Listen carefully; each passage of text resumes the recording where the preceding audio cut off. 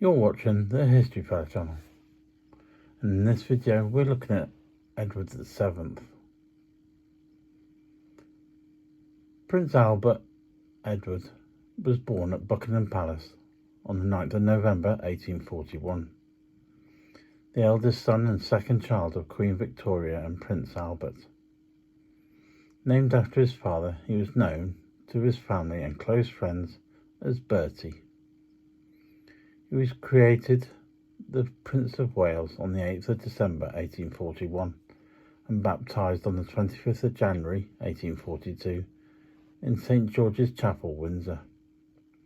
He was created the Knight of the Garter in 1858 and a Knight of the Thistle in 1867, and in 1868 a Knight of St Patrick.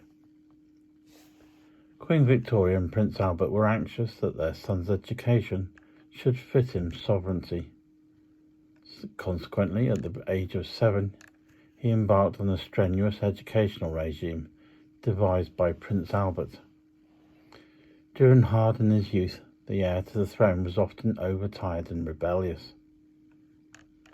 The prince hoped for a career in the army, but as heir to the throne this was denied to him, and he served only briefly in the Grenadier Guards in 1861.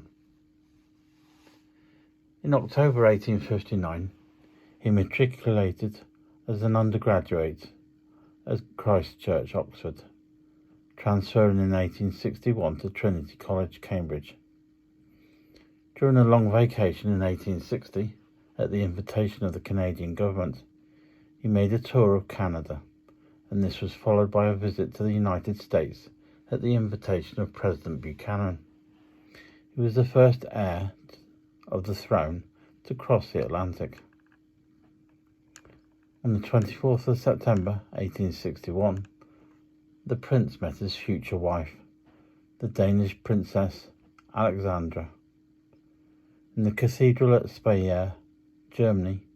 On the 9th of September 1862, he proposed to Alexandria and was married on the 10th of March 1863 at St George's Chapel, Windsor. The couple went on to have 5 children: Prince Albert Victor, Prince George, later George V, Princess Louise, Princess Victoria, and Princess Maud. During his mother's reign, he undertook public duties, including working on royal commissions in the field of social issues, but he was excluded by his mother from acting as her deputy until 1898. His high society lifestyle as the Prince of Wales caused a considerable misgivings. Edward was 59 when he became king, on the 22nd of January 1901, on the death of his mother, Queen Victoria.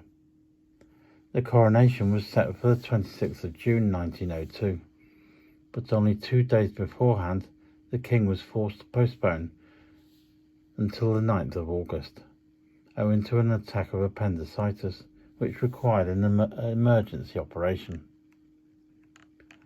Edward's main interests lay in foreign affairs and military and naval matters. Fluent in French and German, he made a number of visits abroad.